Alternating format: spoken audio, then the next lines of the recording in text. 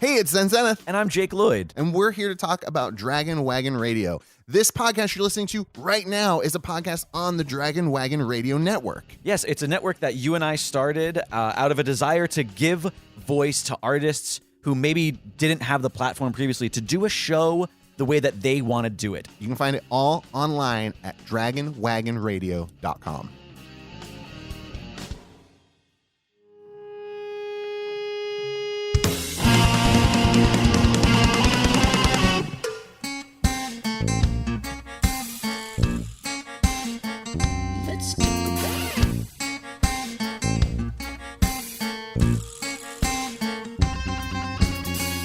Hello, and thanks for tuning in to another episode of Elaborate. I am Jake Lloyd. Appreciate you coming back for episode 2. We're still figuring this thing out, but we're doing it together, and that's what matters. I'm sitting down today with a really, really old friend, one of my favorite humans on the planet. He's an exceptional tap dancer, musician, and artist by the name of Alex MacDonald. Alex and I go back all the way to childhood, essentially. And we're going to reminisce and talk about some stuff. Let's get to it. Hey, Alex. Hey, Jake. How's it going, buddy? I'm well. You're well. I am so incredibly happy that you're here, and I'm so incredibly happy that that we're doing this right now. Alex, so I know Alex since, like, what, 7 years old, maybe? 8? Yeah, probably. Well, I think I started hanging out with your cousin, my best friend, Paul. Yes. When I was about 8 or 9. Gotcha. So I've known you for the better part of your life. Mm-hmm. So yeah, you're as you said, Alex is like my younger cousin, who's essentially my brother. Really, you were his best friend. I don't know how you managed that, but you've done it, and you deserve a medal. You still live in New York, where we are from. Mm-hmm. Why are you here in LA? Tell people's. I'm here in LA to rehearse for a few days with the band Postmodern Jukebox before heading on a 2-month European tour. Now, you are a tap dancer. Mm-hmm. So you are heading out with a band as a tap dancer. So you were like an added percussion player, essentially? Yeah, essentially. With your feet. Yeah. And it's like the project is a jazz band of sorts. It grew out of a viral video series where we take contemporary pop tunes and reimagine them as if they're vintage jazz songs. And so you came onto the group later. Like, you were part of the original? Yeah, no, I was there basically at its inception. Oh, nice. So the creator, Scott Bradley, I met him through another mutual friend of ours, Tim Kubart. And Tim, who's again another person from back home that Mm-hmm. you've known for a long time. Tim is now a Grammy winner, Mm-hmm. if I'm mistaken, a children's music artist, Mm-hmm. and he right. also hosts a show on Sprout, Mm-hmm. if I'm not mistaken. Yep, the Sunny Side Up Show. So I met Scott Bradley through Tim, and Scott was my neighbor in Queens at the time. And he was just sort of spitting out videos all the time of random mashups, trying to get things to catch. At some point, this coagulated into a band. Right, and it became a thing. That's right. And you're in the thing. Yeah. And now, I mean, I should take credit, right? I think I know where this is going. I mean, and I think I should take credit because I think this is going back to a Starbucks extravaganza. I think this is all right. So, if I'm not mistaken, I was the very first person to be like, "Hey, Alex, you should come tap dance while I play music," and then your whole world changed. Your entire world changed. Let's set the scene. It's late 90s, early 2000s. It's early 2000s. 'Cause I think I was out of college already. Maybe. I can't remember. It was probably early 2000s. You were still making tapes, I think, of your music. And tapes, where you would draw the artwork on each individual. Oh, God, it's unlistenable, people. Unlistenable music. But anyways, I had this. I was obsessed with Pearl Jam. Mm-hmm. And so we all were. And M. What do you mean were? And I was obsessed with via Pearl Jam the Neil Young song Keep On Rockin' in the Free World. Right. And I thought, hey, what does this coffee shop want?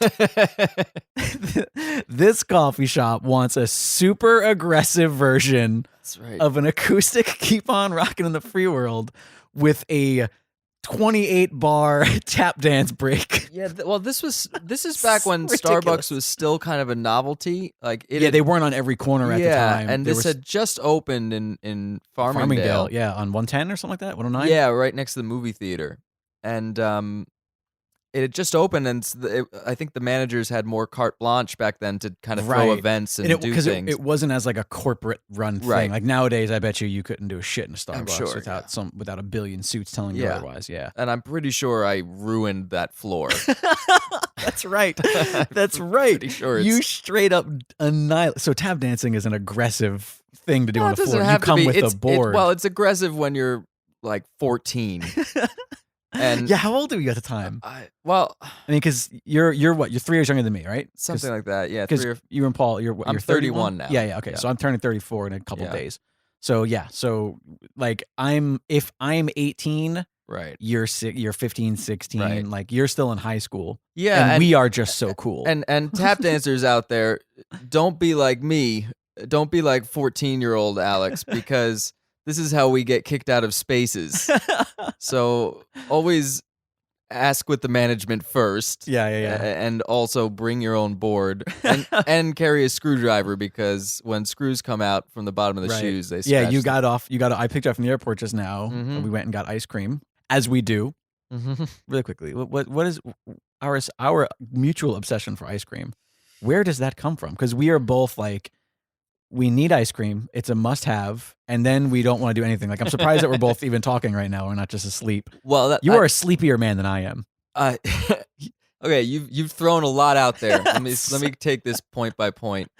I have my theories about why we're this way with ice cream. Okay, hit me. And I don't know that That they're shared? they're shared entirely. Okay. I think they dovetail at Paul's house with Right, Paul's mother, My aunt, and they're yeah. always being There's always ice cream available. and they had specific ways that they would prepare it, including melting peanut butter in the microwave. Oh, yeah.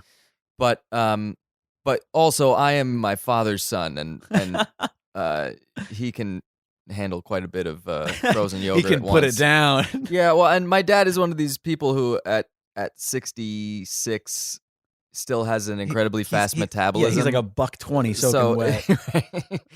So he'll get like a little pouch from his frozen yogurt at night, and then he'll wake up and it's gone. Like a kangaroo. Yeah. Yeah. I hope he doesn't listen to this. So anyway, so what I was getting at was I just picture up from the airport, and you have your tap board That's that you right, yeah. literally have to check and fly with, Mm-hmm. which is such a weird thing, because you would think I would think, as somebody who doesn't have to travel as a tap dancer, Mm-hmm. that like, oh no, I'll just get a thing wherever I go.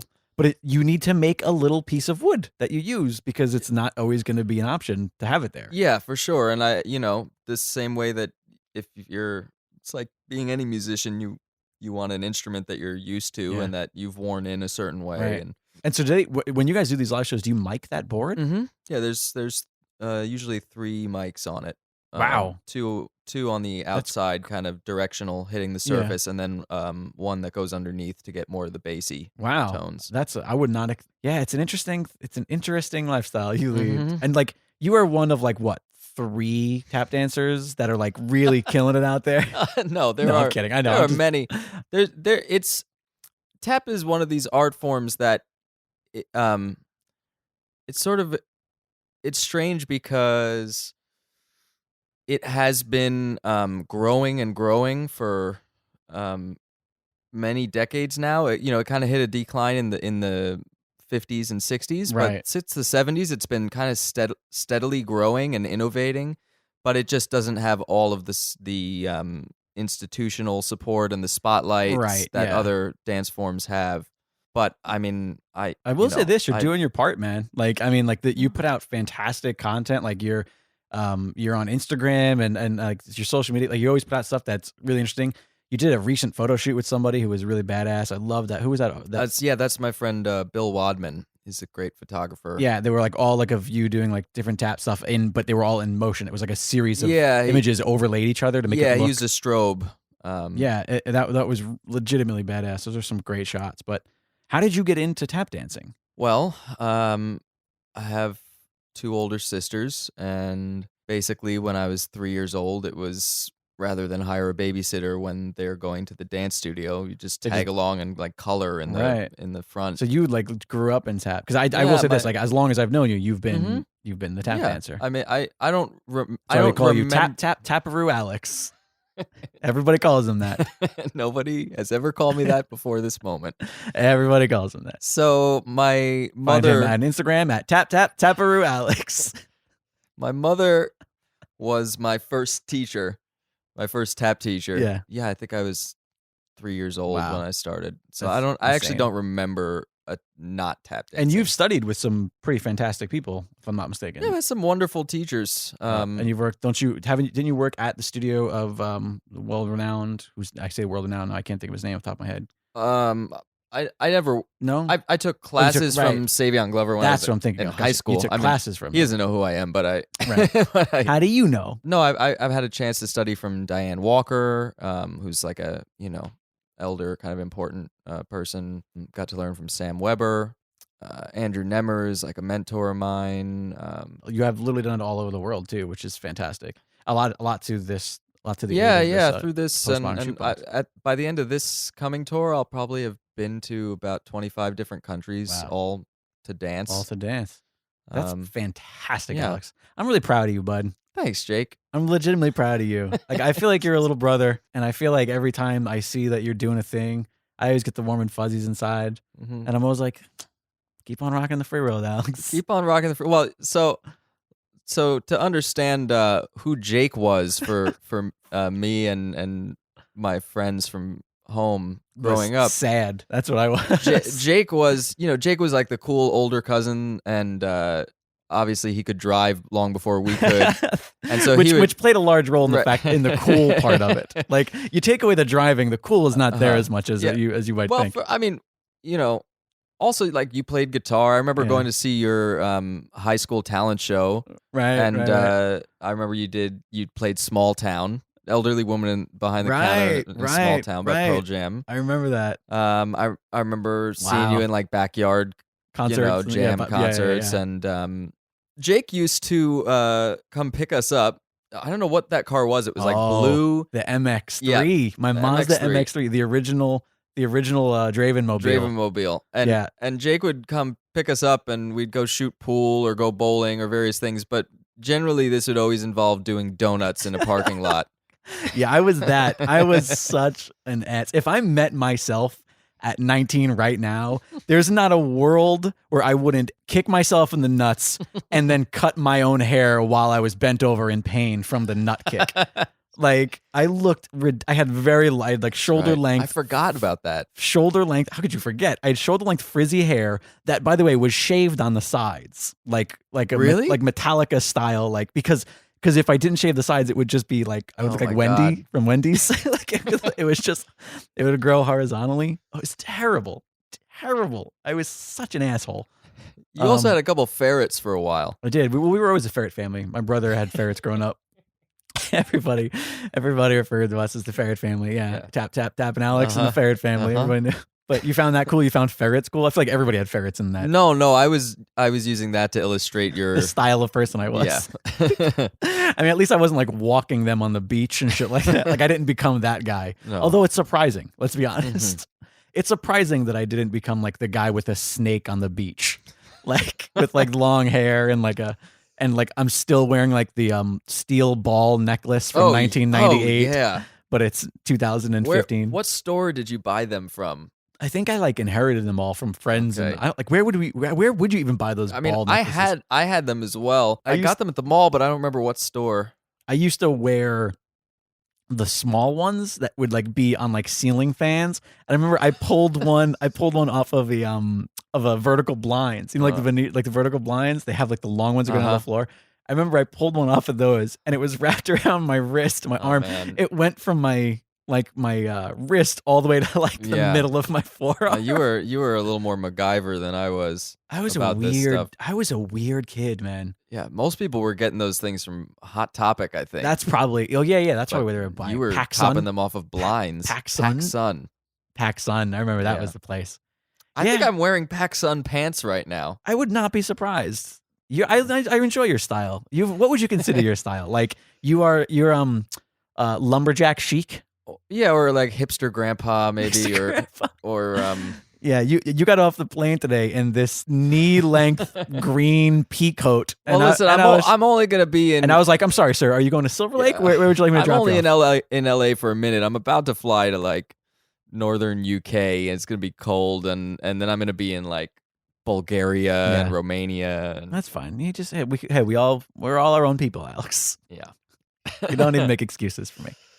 We need to talk about why my cousin has never come out here and visited me. We need to talk about this. Yes, we need to talk about this. Why is my cousin, who is your best friend? Yeah. What's his deal? We're calling you out publicly right now, Paulie. I'm calling you out. I don't know why he hasn't been out here. I mean, he works. He has like a regular job. Yeah. But still. He works a lot. He always seems to have like a regular job plus two other jobs. Plus an iron in the fire someplace else. Yeah. I don't know. He's got that Volkswagen Golf now. He traded in the rattlesnake. Yeah, he had this giant. He had like the truck that OJ was chased in. The truck. Yeah, the actual one. Yeah, he bought it on an auction. He called it the rattlesnake. It was a Bronco. Yeah, it was a Bronco. Yeah, it was like an 80 beast, 80-something Bronco, and you couldn't drive without just like the beams over just your head, heaving, just shaking, like uncontrollably, making it the worst rattling sound you've ever heard. But now he's got this zippy little. He could drive that bitch across the country. Yeah, that's what I'm saying. $4 in gas, right? But I miss that son of a bitch. I miss all you guys. There's like a whole barrage of the Long Island peeps, and I've probably seen you more than anybody at this point. Yeah, it's true. Because you were here. Actually been out here a few times. Yeah, when was the last time you were here for the last tour? That would have been end of the summer, start of the fall, somewhere around the. Do you remember what we did there? The autumn equinox, somewhere around there. Oh, fancy! Do you remember what we did? I'm sure we got ice cream. I know we went to a diner. That's exactly what we did. We went and we got ice cream, and then we went and we got a Harry's racer. Oh, that's what you're. I was wondering what you were getting at. For those of you who have yet to Instagram Alex. Alex has the densest beard of anybody I have ever known. He like me. He also has like the bizarre arm hair. But this is where we're weird. Hair. This is where we're weird. Is that I have your hand hair. like somebody has removed the hair from your hands and placed it on mine. I've got some, but because you have the densest arm hair of anybody I've ever seen in my life. But it stops just above my tricep. Well, it's your shoulders. Nobody wants hairy shoulders. Yeah. Anyways, you have this dense, beautiful beard that I've been jealous of since you were a child. You were like my younger cousin's friend, and you had a thick beard by the time I was growing this douchey soul patch. It was all I could muster. I forgot about your soul patch. It was all I could muster.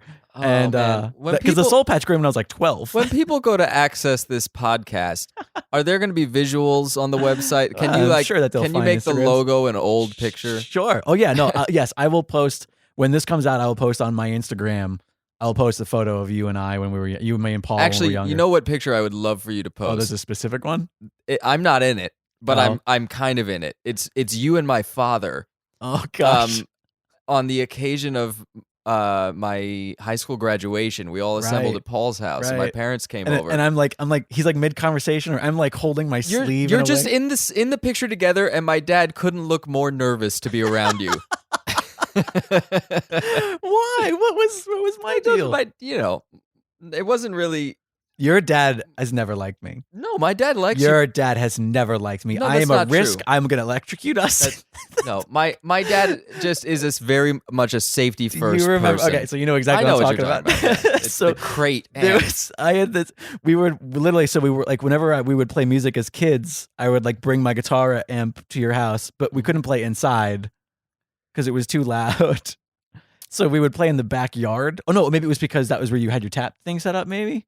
I just know. I think he was scared. We were outside for some reason. He didn't want to plug the amp in in the house because it was not 3-prong. Oh yes, he was and worried. It wasn't grounded. He was worried that since it wasn't a grounded old piece of crap, guitar amplifier, Yeah. that we were going to destroy all of electricity in the neighborhood. Yeah, something like that.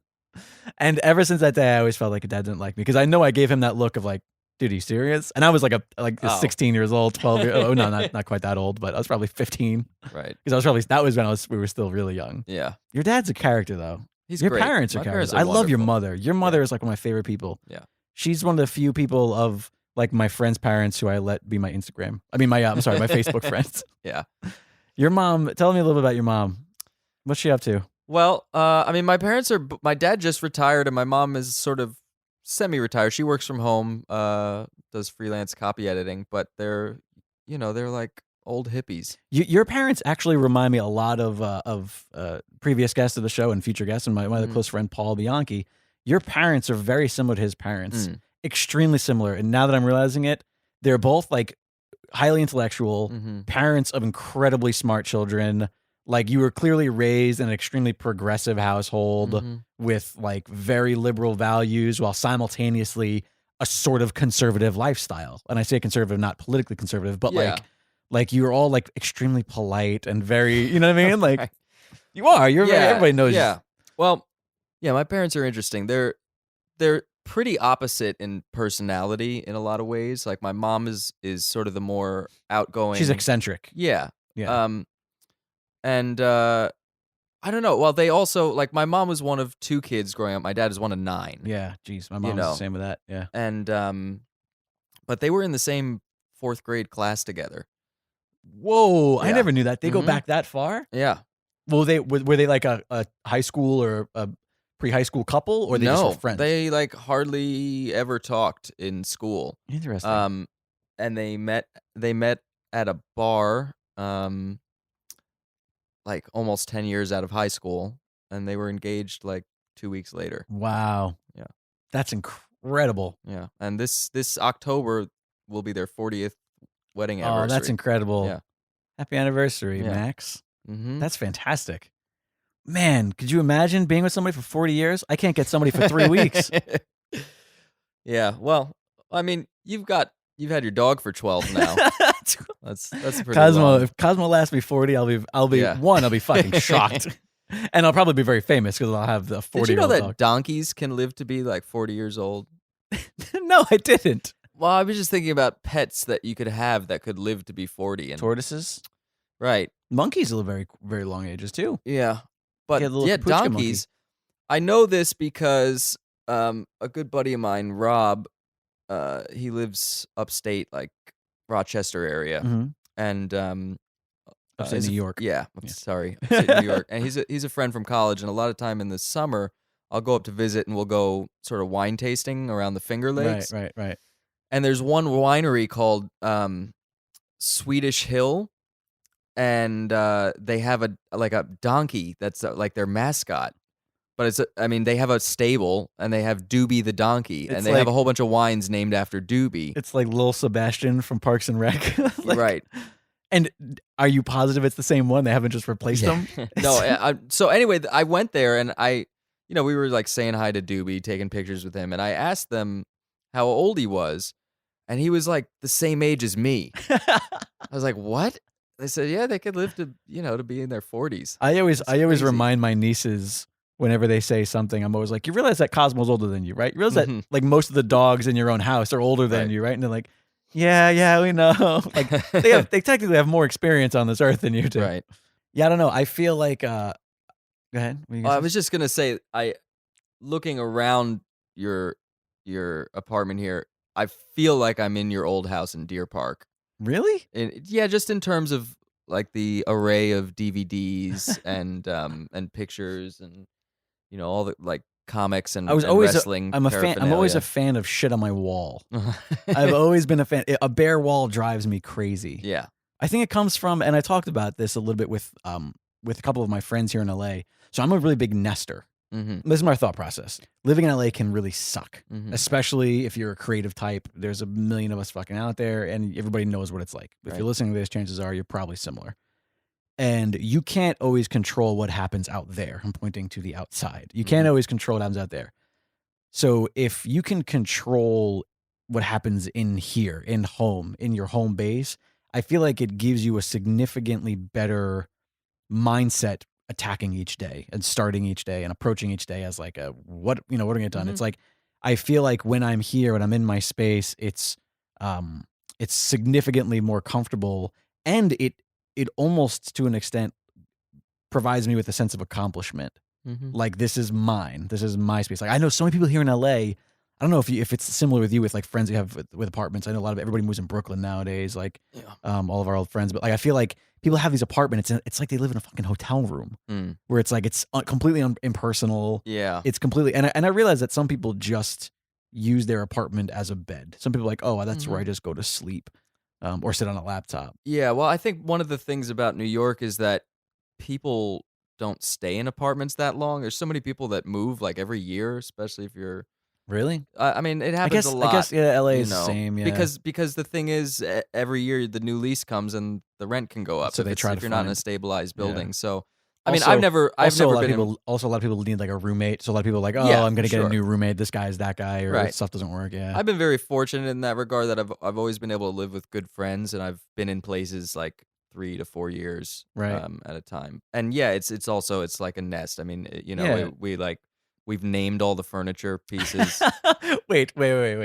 Please explain to me. Please introduce me to your furniture. Okay, so So, but all right. We're on a tour of your apartment. I've just walked in the front door. yeah, well, so you walk through kind of the foyer and Oh, you get to the living room, and immediately to your right is Oscar the couch. Why did I think it would be anything else? Then in like What's Oscar? Is Oscar the couch green? yeah, well, he's a plaid. He basically looks He like looks like Nick in my wardrobe. Like I could Like- actually just sit like, on it and disappear. People just assume that it's not actually that color. That you guys just have thrown your clothes all yeah, over it. more or less. And he's a pull-out You couch. could just sit on it and It's- vanish. Yeah. Have you ever? Do you know about the time that that my late great Aunt May sat down on the couch and was wearing a floral print dress of the same I think flower? I'm pretty sure I've heard about this. It was amazing, and my Aunt May was just absolutely fantastic. It was like Yeah. the sweetest old lady. We used to call this. At least I used to call the center of our family, the center of the universe, Mm-hmm. because she was the only person who knew every one of her like 9 siblings and Right. like cousins. Like she knew everybody's kids, generations and generations, and everybody knew her. Yet we didn't know each other, you know. Mm-hmm. But yeah, she sat down on this couch once, and I think Uncle Paul brought it up. It was like, "Hey, Aunt May, where'd you go?" Ridiculous. But okay, so continue the tour. So yeah, so then you peer into the far corner, and it's Papa John, the Papazon. And then in between Nick and my bedroom doors is Benjamin Button. He's a sitting bench. so they're all puns. Yeah. Primarily. Mhm. Yeah, I haven't. I've never named any of the furniture. Mm-hmm. I've named every apartment that I've been in. Oh, that's interesting. Yeah, I'm that guy. I like naming What's apartments. this one? This is the echo chamber. Because it always has to do with the number on the door as a reference. So we don't have numbers. We have letters. My apartment is E, Okay. and so originally it was E. I used to say E for echo, Mhm. and then I'm like, oh, it's the echo chamber. It's like a thing. Right. The old apartment that I had, it was the number was 1-2, and it had like a sort of a boxing motif to the living room. So we used to call it the 1-2 Right. instead of 12. You know. Mhm. So there's always been like a little name for it. You know, the kind of thing that you make your Wi-Fi Right. signal, which isn't my Wi-Fi signal. Coincidentally enough, I've just realized, but you Mhm. get it. Yeah. But Interesting. I don't Well, know, if I were to name these couches, they would probably be fucking something that insinuates trash because they are god awful. The one you're sitting on is as broken could be. It was broken by a person, and it was an extremely awkward scenario because it's a large man, yeah. the kind of guy who when they sit down. And I'm not, this isn't me fat shaming anybody. It's just the nature of people who are large. When they sit down, they tend to not necessarily, they tend to kind of give up halfway through the bend and just sort of fall. Mm. And he fell into the couch, and there was multiple people in the room. And it was quite clear that couch had broken at the time of that contact. But none of us were going to be like, oh my God, you broke the couch, Right. because we didn't want to be insensitive assholes. And so it was just an extremely awkward rest of the Right. evening. and which they left. And now the back to that couch, which is an IKEA piece of shit couch, but I don't know. Yeah, the pad for that couch is no longer behind you. It's literally on the floor below you, like the back support pad. It has fallen, but since it's an IKEA couch, you can't, like, if I take it apart, it's not going to go back together. Right. I mean, I like the way that they look in here, but they're not comfortable couches. They're really low back, so there's no support behind your neck. I don't know why. It's no Oscar. It's definitely no Oscar the couch. No. I'll tell you, I got Oscar on, it's called apartmentdeco.com. I don't know if they have it out here. And it's like $100. Yeah. And maybe an extra 50 for delivery or something. Yeah, not too shabby. But it's used. I mean, it's like, it's used furniture. I think their tagline is getting used furniture doesn't have to be sketchy or something like that. All right. Yeah. They can work on it. They've got time. Not a lot of people know about them. It got me. I literally saw an ad on the subway, and then I went to their website. I just bought a new guitar. Nice. Yeah. A Taylor. I bought a Taylor. Named her Bitsy. All of my guitars have a like that sort of name. Lily, Betty. So I bought her like a couple days before President's Day, like an idiot, not realizing like, oh, you know what, they're gonna have a freaking President's Day sale. So I bought her, and then literally 2 days later, I got like an email like, here's a President's Day coupon to Guitar Center, whichever I got it from. And so I was like, all right, I'm gonna bring the receipt back. I'm gonna see if they can't just reapply this, you know. So I go back to Guitar Center. I hand the receipt. They go, yeah, totally. We'll reapply it. We're gonna do is we're gonna give you whatever the balance is on a GC card, or we can put it back on your card and then recharge it. In which case, then I'll have that law because it'll take a while for them to recharge from it. So I was like, that day I was like, you know what, I'm gonna pick up some new XLR cables, stuff like that for our little studio here. So I was like, you know what, just put it on the gift card, whatever the balance is that I'm making back, and then I'll just do some shopping. So the guy steps away, like the manager guy who's running it, and the employee, he does the full refund of the guitar to then resell the guitar at the full price with the gift card and using the gift card to, but he never resells the guitar. He just hands me the gift card and walks away. I could have just been like, thanks, walked out. I'm sure somebody would have caught it, but what could they have done? Like, so I'm like walking around now shopping with the full amount that I paid for this guitar on a gift card. So I pick out what I picked out for, you know, this little few things I needed. I walked up and the guy ran it up and he was like, all right, it's this much money. And then I gave him the card and I was like, yeah, you also have to charge me for a guitar too that I already bought. He was like, wait, what? And I was like, yeah, remember? He was like, oh yeah, right. And I was like, dude, I just saved you your job. Yeah. So that was my good deed for that day. And I was thinking like, all right, like I wasn't a dick and I didn't steal a ton of money, which would have been a shitty thing to do. It's terribly raining. This was like last weekend. We had a massive storm here. That's right. Yeah. I take 3 steps outside of this Guitar Center and my feet come completely out from under me. And I hit the ground with such a speed and intensity that you would have think fucking Dwayne The Rock Johnson gave me a rock bottom. I mean, it was on your candy ass. So on my candy ass. It was so violent that I swear, like I thought I cracked a rib. Like I landed completely on my side. It's raining cats and dogs. I'm laying on the side of this sidewalk in Ventura Boulevard in Sherman Oaks in the pouring rain. And I'm like, well, at least I did a good deed for the day. And that's when that's why I think karma's bullshit. See, I don't think it's like I mean, I think it's more of a it's like you have a balance of karma in your karma account, and you know, so it just because I overdrafted. You might have overdrafted.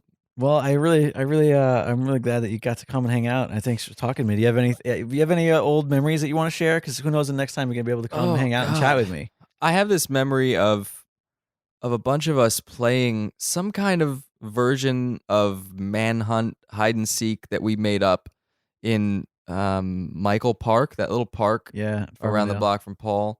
I don't know if this coincided with there being coconuts and like baseball bat, and that was something else. That was something completely But that else. also took place in Michael Park. Yes. All right. So what you're thinking of is we used to spend a lot of our spare time just with a home video camera. Right. A lot of people our age spent their childhoods with like a VHS home camcorder. I think this was like a little mini DV cam thing that I had, like a little flip cam. Right. And we would just, this is like the height of Jackass was a thing. And like, this is like pre-viral video really. Yeah. But Pre-YouTube. but what led to viral videos. Mm-hmm. And we loved making stupid, dumb home movies. I remember we made one where we dubbed all the lines in it. Where we're like, we were like, all right, let's do a scene, but just say any words that you think of, and like, We'll dub it over later. Yeah, and then we'll just come up with the story later, and then ended up being just absolutely ridiculous. It's a little bit like Kung Pao Enter the Fist. Yeah, I mean, honestly, that's probably exactly what we were doing. Right. We were probably just ripping that off because we loved that movie as wayward youth, wayward youth we were. But what you're talking about, as I remember, I had this idea of like, let's just go buy a bunch of produce, and then let's see what it looks like when we play baseball with produce. Right. And we got like a bunch of coconuts and fruit, and then we also bought. Do you remember those? I remember them very vividly. I haven't had one in ages. It was just pure fucking sugar water, but they were those little juices that you'd have in school, but they were shaped like barrels. Wait, shaped like barrels. Or maybe not barrels, but they almost looked like grenades almost. Like I think it was supposed to be a barrel. It was like. Are you talking about the thing that had the twist off plastic? No, top? you're thinking of like a Mondo. You're thinking of the one that looks like a Coke bottle, maybe. Yeah, but it's no. Okay. These ones were short and stubby, and they were kind of round. Oh yes, I do remember now. And I think I want to say they were a barrel. Yeah, kind of shaped like that. Yeah, like an old, wow. And we bought a bunch of those because they were great for throwing, and we would just hit those and record it because we were stupid kids. And for whatever reason, I think we had like we had a bunch of these coconuts that we opted to not use the baseball thing on, and we just put a bunch of them like on like the swing set that was nearby, and I was just like, Alex, go smash all those coconuts. Right. And I think we sang a song about Alex being a coconut smasher while you just violently smashed coconuts, and that became like your shtick. Like you became coconut smasher for a far too long. Like the name outlasted the reason it should have ever been a name in the first place. Yeah, for example, we're still talking about it. Right. Yeah, there was a lot of things that happened that day, like or that in those days. Like Paul ate a random dog treat that he found in the park, and then immediately cried. And when I asked him why he did it, he said for funniness. Oh man, the good times. We were those kids who did things well later than we should have done as well. Like we were immature fuckers, but in a fun way, not in like like we were. Paul and I started a drawing club in 3rd grade where we came up with our own superheroes that we would draw and cut out and color in and cut out and play with. They're made of paper, but we were still doing it when we were like 17. That's a long time. And we called it the drawing club, but we were the only 2 members. And there was never any other members. It's so sad and endearing. And also I think it's a product of we're a product of the generation. I think that was just sort of our way. Yeah. Didn't we have a Teenage Ninja Turtles party like way like into college? Yeah, it was like Paul's 21st birthday party or something. And so I had to be like, it was right before I moved away. Like, and I remember there was an egg toss and all the eggs had like things written on them like cowabunga and whatever. And we all like we had Ninja Turtle masks, and you came dressed as Casey Jones. Of course. And because you also have like much younger cousins who were still like kids at the time. True. And our family was a very big, very inclusive sort of like big broad all event. the cousins. Yeah. And both my godmother, my aunt, who is Paul's mom, so my mother's siblings, and his father, who's not my blood relative. Oh my god, like they both come from massive families. They both have tons of siblings. My mom has a ton of siblings, and Uncle Paul has a ton of siblings. So all of those kids, like it's just there's a lot. There's a lot of it's a widespread family. Speaking of Ninja Turtle birthdays, speaking of things never really changing, we're currently drinking from Ninja Turtle glasses. From my Ninja Turtle glasses. What I was going to say is that I recently went out, just hung out in Queens on my birthday with a bunch of friends, and actually Paul kind of got it together. He called a bunch of people, and we went to a bar nearby that has like a jukebox. Okay. And it's one of those digital ones where you can kind of search almost any song. Right, yeah. and you can pay extra credits to have your song come on next. Ooh. And people just kept asking me throughout the night, what song would you like? So we went through the classics like I Would Walk 500 Miles by the Proclaimers, and there were a few Pearl Jam songs thrown in. But at some point, Paul said, what do you want? And I said, see if they have the turtle rap from the first Ninja Turtle movie. And he found it. Of course. The TURTLE power. And so we played it. Of course, the bar was like, okay. The bar was full, and they dealt with listening to the Ninja Turtles rap. And while it was playing, Paul comes over to me and says, they also have the Vanilla Ice one from the second movie. And so we paid extra money to make that one come on right after. And then we were like losing favor because we were like, Ninja. Like 2 Ninja Turtle raps in a row on a Saturday night. This is how much of a nerd I was. Like we haven't already proved it enough, but when the first movie came out, I remember hearing the song because they had like a music video for the song before the movie ever came out. And he talks about all the turtles, and he says, like, Raphael, he's the leader of the group. Transformed from the norm by the nuclear goop. Yes, yeah. So, oh my God, that's a great pull. And I remember people being like, is this wrong? Right. Because Leonardo's leader. And I was like, in the comic books. True, yeah. That was my childhood. Yeah. We had a great time. Mm-hmm. I miss being a kid sometimes with you guys. Yeah. And the dumb, silly shit we used to do. Yeah, I mean, it was totally the burbs. Oh yeah. Oh, we were like definitely like the middle class burb, Yeah. like freedom Mall rats. Yes, we were total mall rats. Yeah. Yeah, I still am a mall rat. I just go walk around. I'm such a consumer. Like if you were like, "Hey Jake, do you want to go spend literally all day shopping but not buying anything?" I'm like, "Yeah, that sounds great. Absolutely. Let's go wander around and look at shit." Mm-hmm. Alex, this has been an absolute blast. It's a delight. I really hope that next time you're in LA, we get to do another one. Mm-hmm. It's great because I really like I started doing the shows and I'm like, it's going to be sort of my little LA party. I never thought like, hey, I'd be able to get Alex from back home. So you're bridging the gap. I really I wish you a fantastic journey. Where can people find you on social media?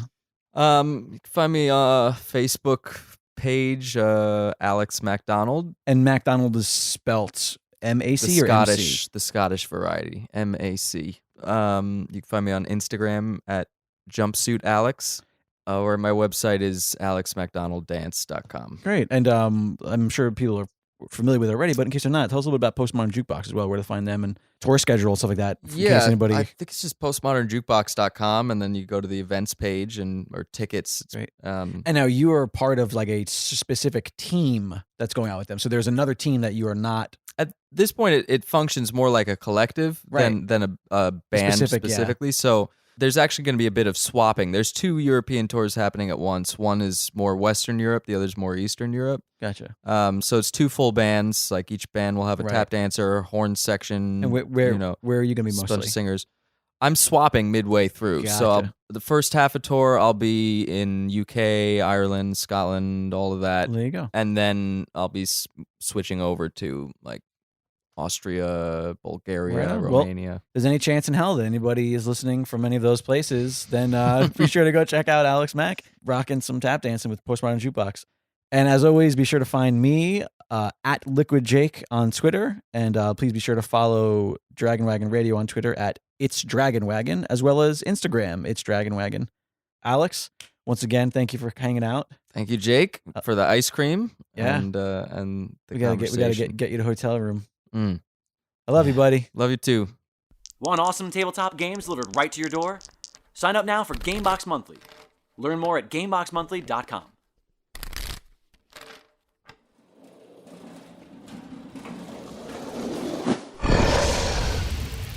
It's Dragon Wagon.